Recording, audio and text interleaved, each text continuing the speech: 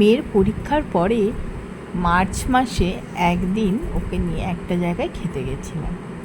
তো সেখানে গিয়ে আমরা বাটার নান আর চিকেন ভর্তা নিয়েছিলাম। তো আমি ডিশটা খেতে খেতে বলেছিলাম, জানিস তো আমিও এরকম একদম চিকেন ভর্তা তোকে বানিয়ে খাওয়াতে পারবো। ওরে বাবা, কেন যে বলেছিলাম!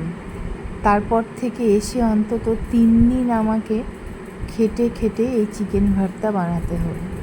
তো অনেকেই আমার কাছে রেসিপিটা চেয়েছিল, আমাকে কমেন্ট করেছিল। আমি আগে 2-1 দিন ছবি দিয়েছিলাম, তো সেভাবে আর রেসিপি দেওয়া হয়নি। তো আজকে তাই একটু ভিডিও করেছিলাম। দেখো, খুবই সোজা, এমন কিছু নয়, পুরো প্রসেসটাই এখানে তুলে ধরেছি। আর ইনগ্রেডিয়েন্টসের মধ্যে চিকেন বাদ দিয়ে একটুখানি লাগে ওই যেরকম পেঁয়াজ, রসুন, আদা, টমেটো, টক দই, পোস্ত, কাজু, আর যেটা মেন লাগে ফ্রেশ ক্রিম, আর লবণ, লঙ্কা, হলুদ, এগুলো তো আছেই। আর লাস্টে দিতে হয় একটু বাটার, কাসুরি মেথি, আর হলো ধনে পাতা। এই ইনগ্রেডিয়েন্টস দিয়ে কিন্তু বানিয়ে নিতে পারো, তবে খেতে কিন্তু জব্বর হয়। সত্যিই বলছি, বাড়িতে কখনো বানালে তুমি একদিন ফ্রিজে রেখে 3 দিন রাতে রুটি খাওয়া হয়ে যাবে, এবং মনে হয় একটা করে রুটি বেশিই খাবে, কম কেউ খাবে না। এত সুন্দর হয় বাড়িতে বানালেও খেতে। তো তোমরা কিন্তু ট্রাই করে দেখতে পারো। আমি আর এখানে পুরো রেসিপিটা দিলাম না, প্রসেসটা যেহেতু পুরোটাই দেখিয়ে দিয়েছি, সেই জন্য আর আলাদা করে মুখে রেসিপিটা কিন্তু বলছি না। এখানে প্রসেসটা দেখলেই তোমরা বুঝতে পারবে।